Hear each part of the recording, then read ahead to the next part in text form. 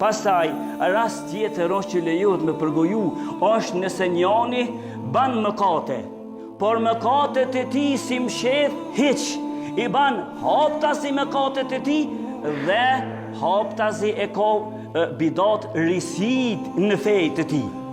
Njani për shembull, haptasi ai si vjen marrë prej kërkujt, e pin alkoolin midis ditës, midis publiku se ka det. Ai e ka rënën sikur fjalë normale çka ti qet, ai qet rën. Atëherë ja tërhek vrejtin njerëz, kujdes e djala, se të kumpoqet i përën me filanin. Ama i filani është gënjeshtar, kujdes, lajmet e tij mos ja pranë.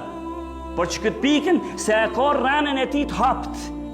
Ose kujdes, mos të mashtron alkool, duke e di se alkooli nuk i ka shit një gotë me pi, por ai gjet e pin, ja tërhek vrejtin për atë mëkatin të hapt të tij, jo për ato të msheftat e tij.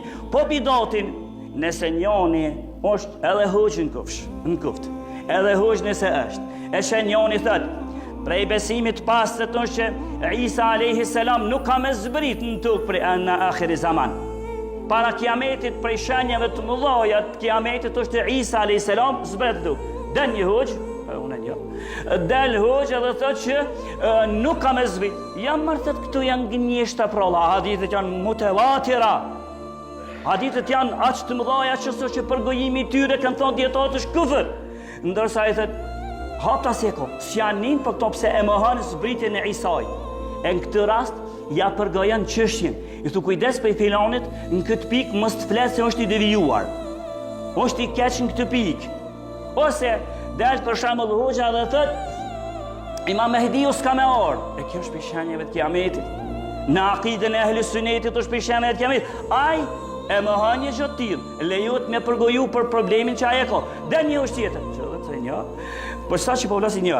Edhe del hoxha tjetër thot në Kur'an, edhe në fe, s'ka nasikh wal mansukh. Argumente të dërguar dhe dërguese. Ka qenë një dispozit një herë më herët, pastaj ka ndryshu. Ka qenë alkooli një herë pak i ndaluar, jo komplet, e dikur ka shku tush kallzu derisa u ndalu krejt. Ka qenë një herë e ndaluar me i vizitu vorret, pastaj është leju. Tek ata të një grup njerëzit e në mes në tyne për hoxhën që po flas, është që ai si pranon të sene hiç. A kjo mohimi i kësaj, në kjo është me ixhma, që në Kur'an ka diçka që është dërgu etap pas etape, e mohimi i saj është küfër, ndërsa nëse vërej një hoxh ose hoxh ose edhe thirrës pa hoxh hiç, e vërej që ka këtu probleme, lejohet me fol, me përgoju për problemet çka ai i ka.